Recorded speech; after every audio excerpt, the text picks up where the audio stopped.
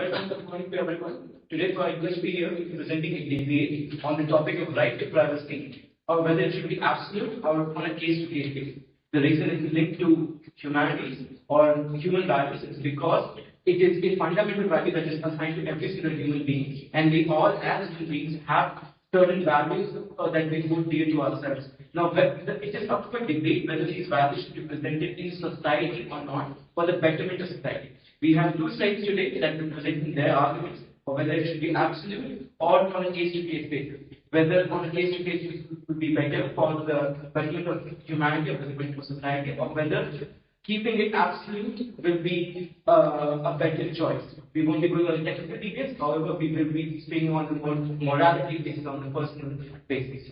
With that in mind, we will start the debate. So now, from the proposition team, I ask the first speaker to stand up and present their points. Thank you.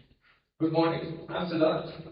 Thank you, moderator. I believe that privacy should be an absolute right and without any exceptions. This is because privacy must not be enforced as a legal term, as in a law or anything, but it should be a fundamental right for humanity from the beginning. Because for any progression of any society, we need ideas to be spread, and ideas can be spread only when privacy is not included, and we have to be able to speak out without any fear of being watched or judged. If we allow any exceptions into privacy, we are opening a door to abuse. This is because there is a very fine line between necessary oversight and invasive control. And in some cases, necessary oversight might be necessary, but slowly it expands into invasive control, and this is when the privacy of a person is being breached. There are many historical cases which are evidences to privacy breaches, including the McCarthy era, which was the peak in the US during the Cold War, and also authoritarian regimes all over the world. So in the McCarthy era, McCarthy claimed that there were hundreds of sources which had infiltrated the State Department as well as the federal system, and this was a threat to the democratic idea being proposed by the United States. And in this era, many of the officials were basically requested to spy upon their neighbors as well as other officials to see if they were communists or not. And because of this, there can be a lot of tension in society, and ideological differences can lead to a lot of problems. Another recent example can be the release of a documentary which is called The Social Dilemma. This highlights one point that the people in the inside know best. Why this point is to be highlighted is because the documentary is where actual Facebook employees are basically being interviewed, and you can see that the people in the inside know how our information is being used and how it is being manipulated, such that we spend more of our time on social media, and they themselves accept that they don't allow their own children to use any of the social media platforms until they reach a certain age of maturity. But we see that our information is freely being used, and when any service is given to us for free, we are not using the product, but we are the product instead. So in conclusion, I believe that privacy is the most basic human right to be protected at all costs, and it is the foundation of our freedom and dignity, and should never be weakened or taken away in any event. Thank you. Thank you, Siddarth, for your wonderful speech. May I ask the opposition to present their first speaker? Thank you. It's the absolute right to privacy. While privacy is indeed a fundamental right, it cannot be absolute in all scenarios. There are situations where right to privacy must be weighed against other equally critical and important rights and societal needs, such as security, justice, and public safety.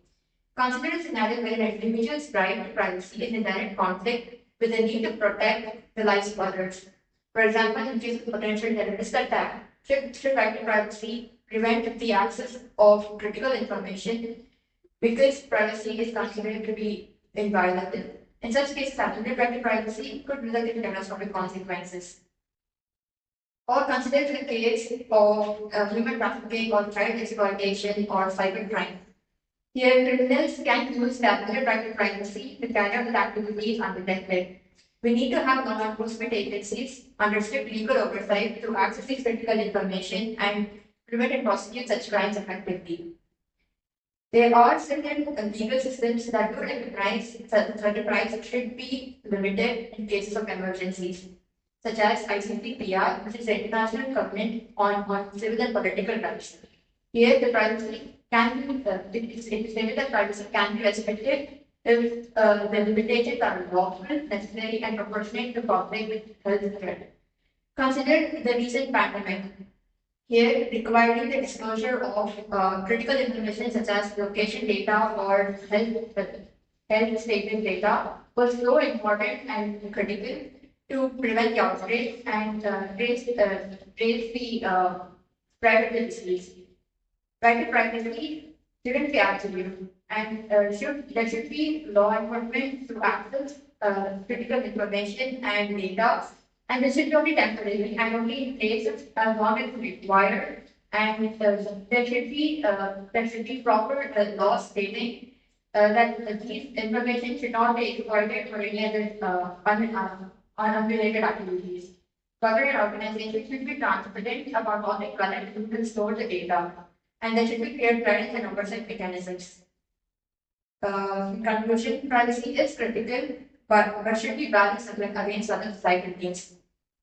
Absolutist approach to privacy could hinder our ability to protect the public and enforce justice or promote the common good. We must recognize that in some scenarios, privacy cannot be an immediate right. Thank you, Ravina, for your speech. Will the speaker of the proposition stand with the gentleman? Thank you, Moderator. I'm Aditi Arun to speak for the motion that right to privacy should be acted. So, in our Indian Constitution, the right to privacy comes under the umbrella of the right to rights and personal liberty. This means that privacy is intrinsic to the fundamental right to life itself. And what is fundamental rights? These are the four governing principles that our entire life and the government is based on. So, how do we say that something included within this is not absolute? We say that balancing privacy can be done against other rights. But this concept is internally flawed because compromising privacy leads to a ripple effect that undermines all of our other fundamental rights.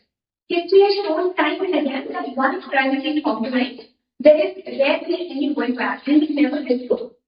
Here's the example of surveillance. By definition, it is the close observation, especially of suspected spies or criminals.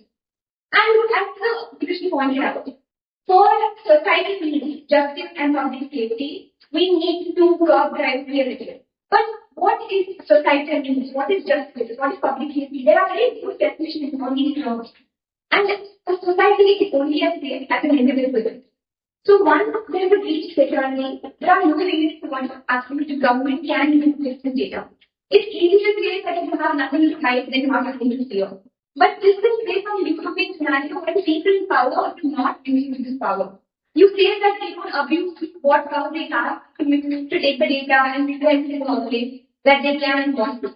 And the oversight mechanisms are not going to be this case. We can see from the end of storage revolution and that global surveillance program that were done by the US utilized data from millions of innocent people. And they were all infringed in their privacy and all the data was sold. So the right to privacy is essentially safeguarding each individual from corporate exploitation. We are in the data age. Data is the new oil. It can be used to develop economic growth, technology, etc. And people have just become data points in a system where they are being exploited. And without privacy, it is only going to continue. Data and privacy is the very essence of our democracy. The minority opinions and their power to express their opinions cannot be advocated without privacy. This is why I feel that privacy should be absolute because it is fundamental to every other right.